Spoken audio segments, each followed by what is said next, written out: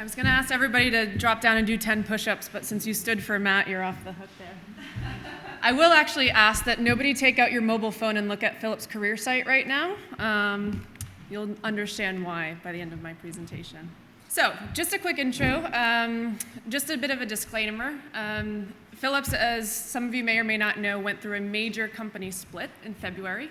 I found out about that coming split basically a month after I moved over to Amsterdam 2 years ago, and as a result have had the privilege of completely rebuilding an employer brand team in the last 9 months, because the former team went over to our lighting sister company, and we've basically been in a complete rebuilding mode with limited resources and teams. So you'll see they'll mention resources and roles and team a lot in what I'm going to share with you today. But know that there's no glittery, champagne-popping slide at the end of my presentation that's going to show 30,000% increase in results.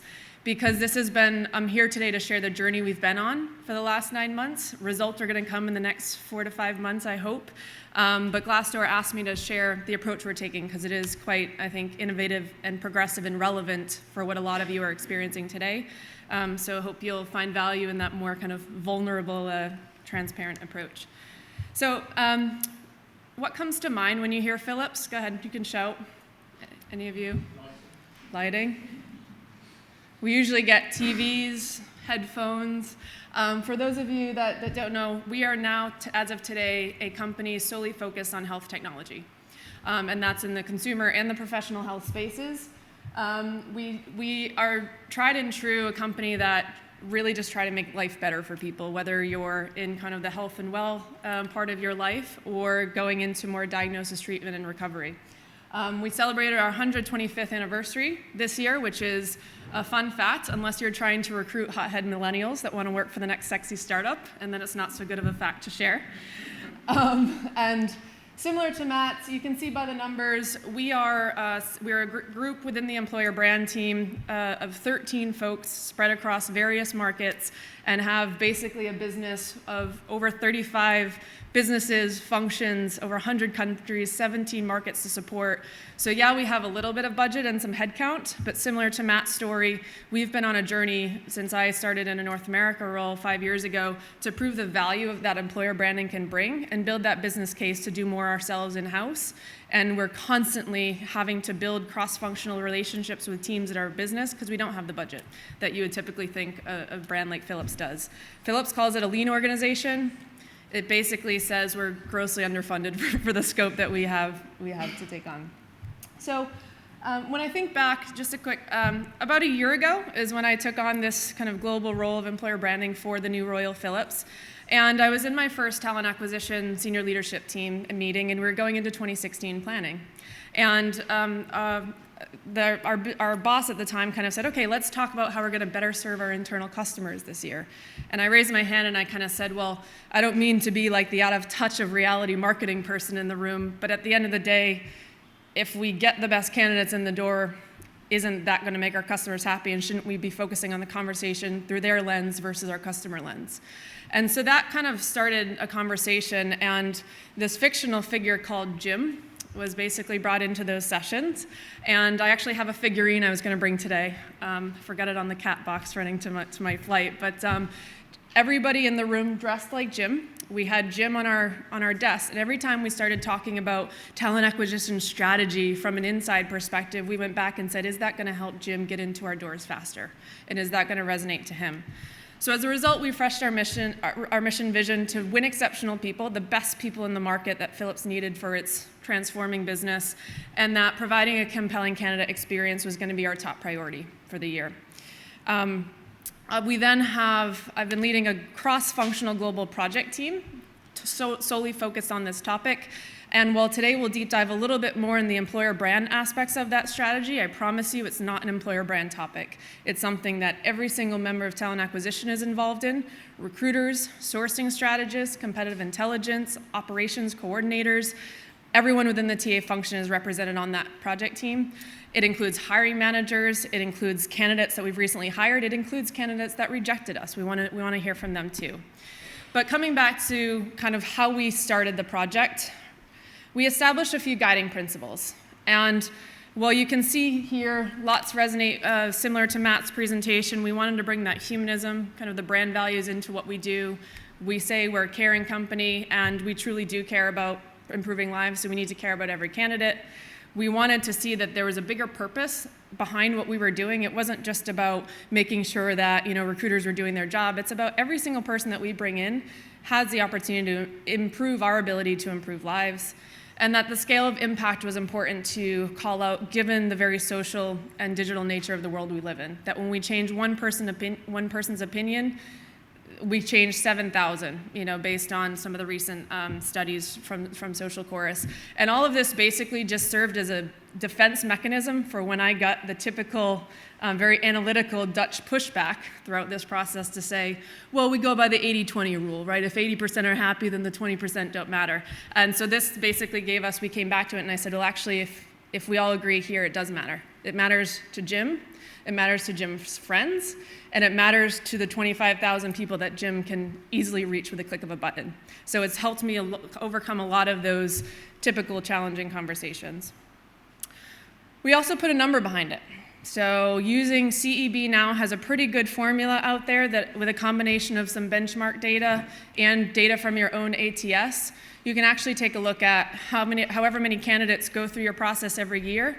There's an impact to your business since candidates are consumers. So we did the math. We took a look at the total amount of applications we got within a given year, the fact that what our net promoter score was on average, so 23% of those were detractors. We did some numbers, and basically we came up with this number. And when you talk about getting buy-in and raising the importance of talent acquisition in an organization, this number has been the sole reason that now corporate comms wants to work with us. It's been the sole reason that now businesses care about what recruiting has to say, because this has given us the opportunity to actually make a linkage to the commercial aspect of our company. I say we started out by trying to cage a cloud because we talk about candidate experiences, and it's one of the most nebulous, kind of complex topics. It's a nice cliche buzzword, but at the end of the day, when it comes to putting pen to paper, it's like, shit, now we gotta do something. And we used inspiration from non-HR domains. So one of the resources we had on the team at the time was a lovely lady who was doing her master's thesis and wanted to kind of try to see if there's an opportunity to put some academic rigor behind this topic. I can tell you she struggled to find anything that's out there. So you're not going to find a lot of scientifically proven articles and case studies on candidate experience, but what you will find are similar sorts of work in non-HR disciplines. One of the gentlemen from my team who actually I engaged on this earlier in his career worked for the airline industry. And they did a similar topic for passenger experience, from online booking to check-in and so forth.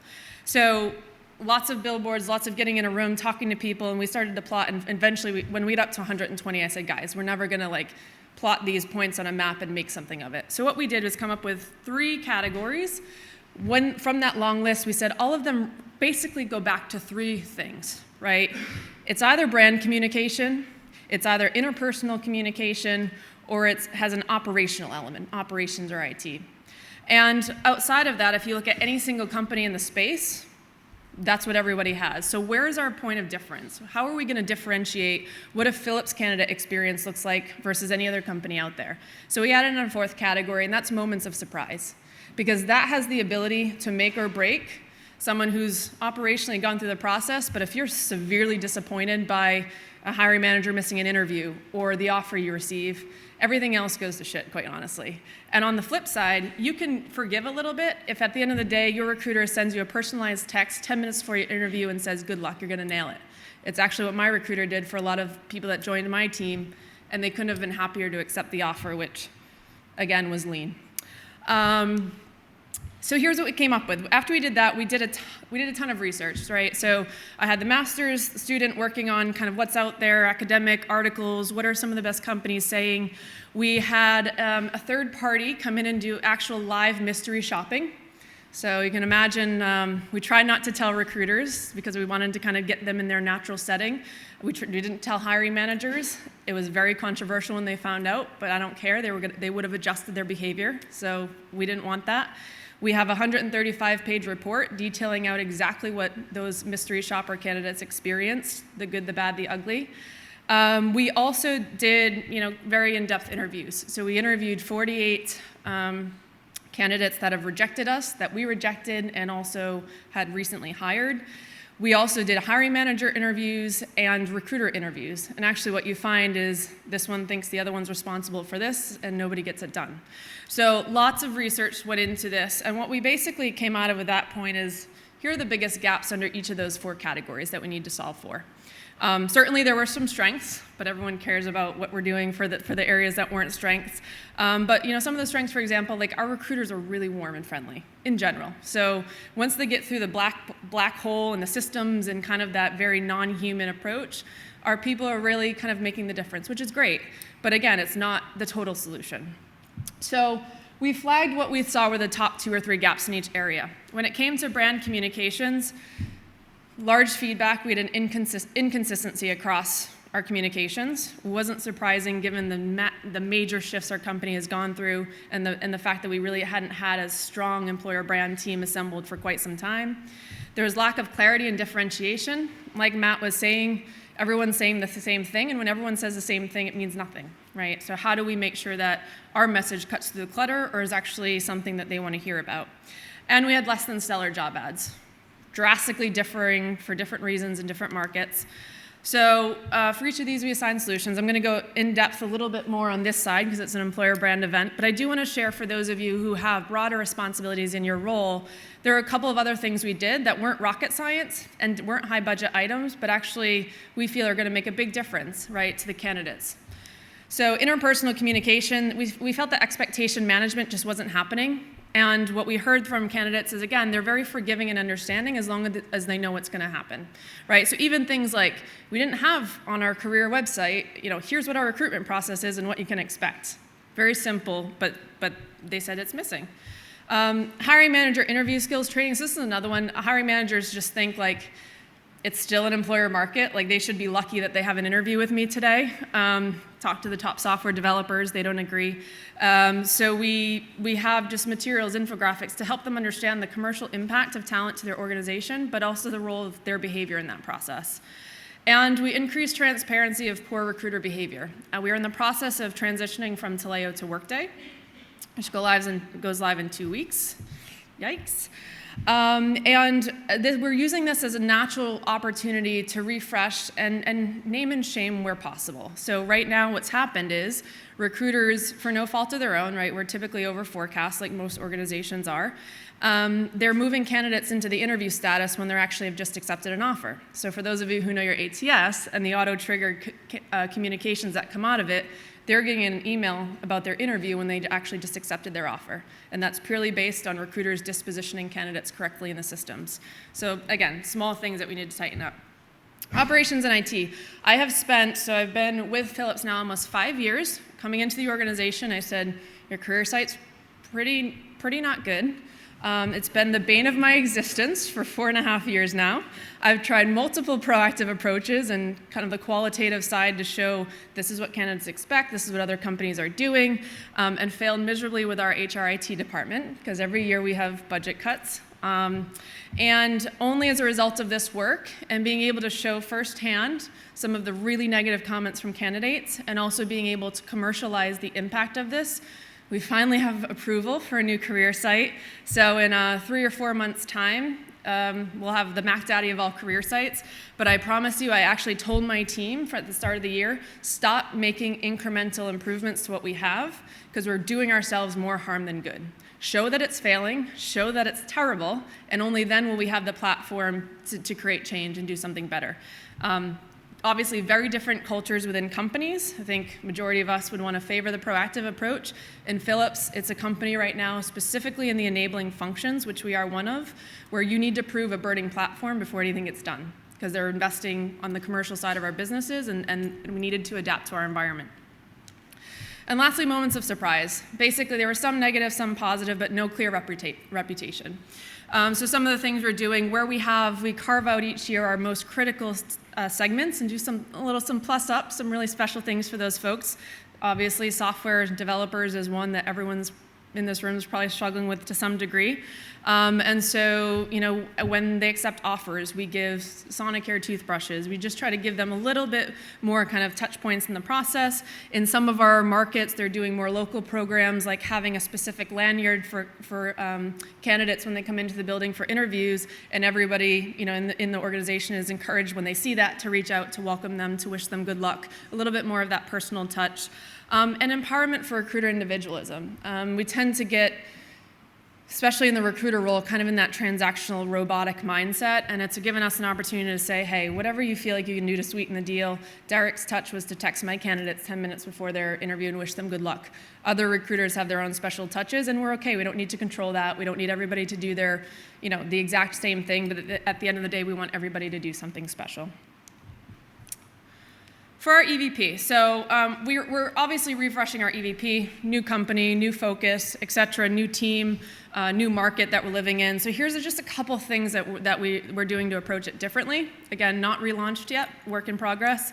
What we've done in the past is just kind of overlaid, okay, what do employees want with what the market is demanding, and what that's come out with is a lot of clutter in our communications, quite honestly. So we really did a strong set of looking at the competition and saying, what are other companies out there saying? Our corporate branding team really clings to this kind of Philips makes life better, right? And honestly, some of the projects and things that we're doing in, Hugh and I were talking about earlier, bringing healthcare to markets that don't have it in Africa. Like, they're touching things, but it's not differentiating to talent. Lots of companies out there are doing just amazing things.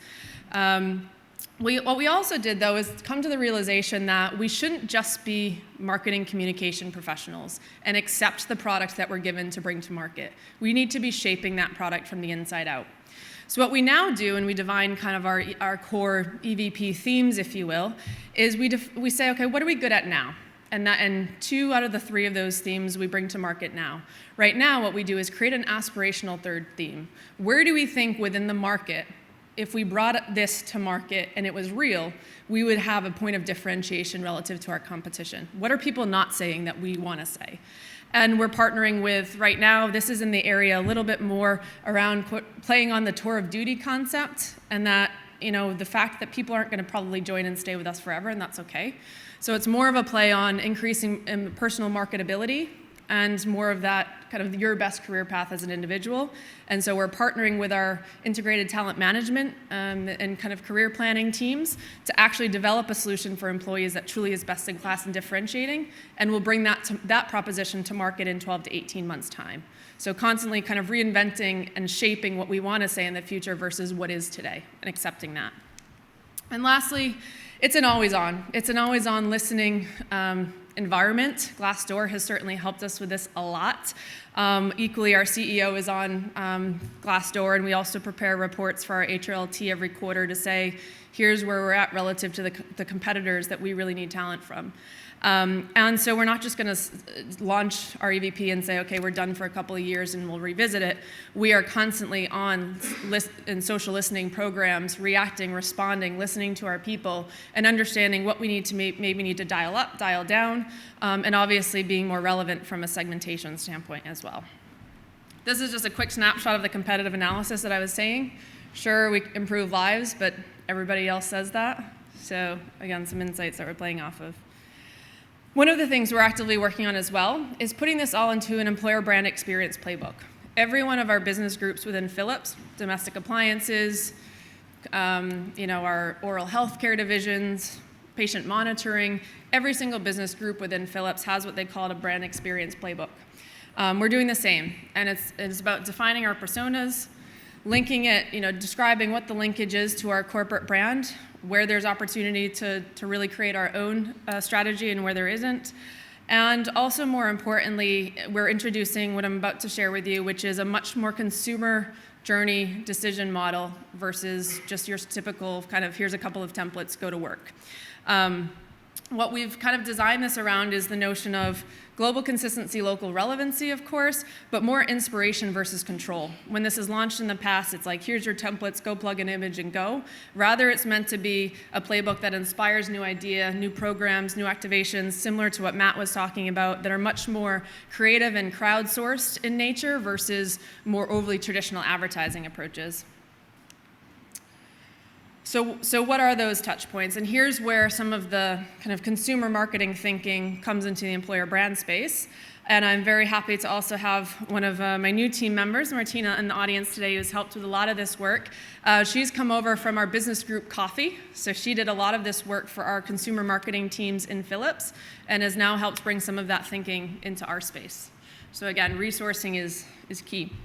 This is McKinsey's basically consumer journey decision model. So not taking credit, this is totally a McKinsey model. What we've simply done as Philips is evolve that to a candidate decision model. So trigger awareness, consideration, first formal interest in the form of an application or an interested conversation, pre-joining engagement, et cetera. What we've done is for each one of these phases, the goal is to obviously progress the candidate to the next phase, factoring in those 4 influencer categories that I mentioned earlier. So for consideration, what's important for our brand communications? What's important for interpersonal communications, operations, IT, et cetera. So we've started to break this down. What I will share is that we now also use this for planning every single one of our campaigns or outreach strategies into the labor market. And here's just an example of one for a recent campaign, where we actually detail out and plan our touch points as to what does this particular persona in this particular segment of the market need to be able to get into our company the fastest way possible, both in terms of what we're pushing to them, but also what's available when they do their own research on us. How am I on time? Good, perfect. So in closing, reflections and advice for you. So I would say, as Matt said, innovate as you go, reflect often. This is a very untapped area that glad that we have forums like this to all put our heads together around. We've really used more mature domains as inspiration for this, bringing from some of our consumer marketing efforts in-house, but also other industries. Deal breakers to putting a strategy like this together and actually executing things that are going to move the dial. Our org structure, if our group wasn't embedded in talent acquisition, we wouldn't be able to have the truly cross-functional project teams where everyone's bought into their role in that total journey. When I joined Philips, I was in the corporate branding team, and talent acquisition was my business partner. That's now changed, and there's a lot of value in bringing those teams together so that we're all on the same team on that, focusing on that single journey. Strong cross-functional relationships. We've been using our own designers that are in-house. We've been using our own programming specialists. We've been taking and sharing talent from other parts of our organization that have these skills. And to be able to have access to those resources, we need to, as Matt's saying, substantiate that actually you should be listening to recruitment. Without people, you have no business. And making sure that those messages are coming across very loud and clear to have access to those resources. And lastly, sometimes you need to prove failure before you can get buy-in for success. Like I said, 3.5 years of trying to be more inventive and thinking and being more proactive about our career site or other main touch points in the candidate journey fell flat. We didn't get any approvals, but actually having some of this data, actually having a candidate in the room to say, I experienced this and this is what I found, actually having social media conversations on Imgur, which software developers blasted our career site with very polarizing language, being able to show those things actually got us the buy-in that we needed. And so it was part of a longer term strategy to be okay with failure before we were able to get to a point where we could achieve success. All right, questions? Hi, that was really informative, thank you. My question is around, is your background a marketeer then? Yeah. Okay. Yeah, so I started my career actually in consumer marketing advertising agencies. Took a little bit of a detour onto the political communications route. And then, pretty much for the last 10 years have been focusing on applying those skills to the HR space. When I first kind of dabbled in it, it was still in the days of the Sunday classifieds and really traditional advertising. But it's always my kind of goal is to bridge the gap between the more progressive consumer e-commerce space and how we can leverage that to solve kind of the talent attraction issue that's facing us all. Yep. So I'm just interested to hear that you moved from corporate into talent acquisition. So as part of your team, which you've got 13, do you own then the social media, the PR for employer brand? Yep. Would you be able to describe just a little bit about your structure? Sure, absolutely. So with the new refresh team this year, I have 8 team members who are based in the markets around the world. So they have responsibilities for multiple regions. They span U.S., LATAM, 2 in the European market, and then 3 in Asia, based in our key locations: India, China, Singapore, U.S., Panama, UK, and Amsterdam. And those are supported by a global kind of central team of experts that help increase scalability of solutions. So we have a digital marketing expert, we have a global campaign manager, and we also have now, which I'm really happy about, 3 weeks ago, we hired our employer brand content strategist and producer, and basically that's a roving reporter assignment. So where we have really great stories and opportunities to capture more of that authentic behind the scenes content, this person is constantly going, curating, and collaborating around that. In addition, for all of my market-based team members, who are more or less the business partners to hiring managers, their talent acquisition partners, each one of those people are responsible to be a subject matter expert in one area for the global team. So for example, I have hired somebody that is my China role, but also comes with a PR background. So she's our PR expert for the global function. I have somebody who's really strong in events planning and strategy is her background. So while she manages the full India market, anything related to events, she provides more of the strategic thinking and tools to our global function. And it gives them a nice opportunity development-wise to be able to have that global impact as well. But yeah, we also partner very strongly in Philips. It's called Brand Communications and Digital, is basically our corporate brand and marketing team. And it's a constant. We've had to break down a lot of barriers this year and walls, where now they're inviting our content on the Philips Group LinkedIn account.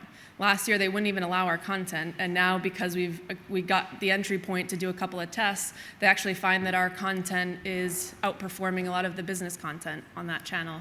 So being able to kind of take small invitations and prove wins have really broken down a lot of silos, and now they're more business partners and leveraging resources versus resisting and seeing us as internal competition.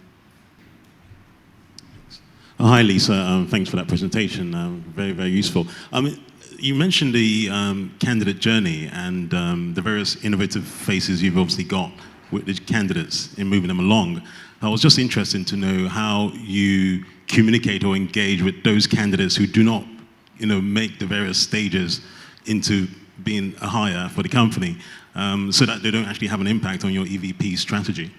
Yeah, no, it's a very good point, and one that we repeatedly have to go back to, to say the non-successful ones. So far, I would say that our progress there has been small things. So, for example, with the implementation of Workday, now we're setting expectations differently in the emails that we're contributing. Before, they were promising that someone would follow up with them in 2 weeks, and that's not scalable for a company of our size. So now we're being able to provide just, hey, we'd love to be able to reach out to you. We can't. Here's today. We only have access to like a support center where we have like a team that will field requests and answer questions for the non-successfuls. In the future, what we're looking for is a little bit more what Matt spoke about in leveraging more of the chatbots, live chat technology, so that they could at any given point be able to have a meaningful dialogue and exchange of information, in a moment's notice. But all of that, yeah, we're looking into next year as more of the innovative solutions. This year, we're just kind of cleaning up our house, if I'm honest. But no, definitely leveraging technologies in the market to help us achieve scale, but also meaningful interactions for the candidate as well. Good question. Great. Well, I think some might be on the panel too. Yes. Okay, great. Thank you.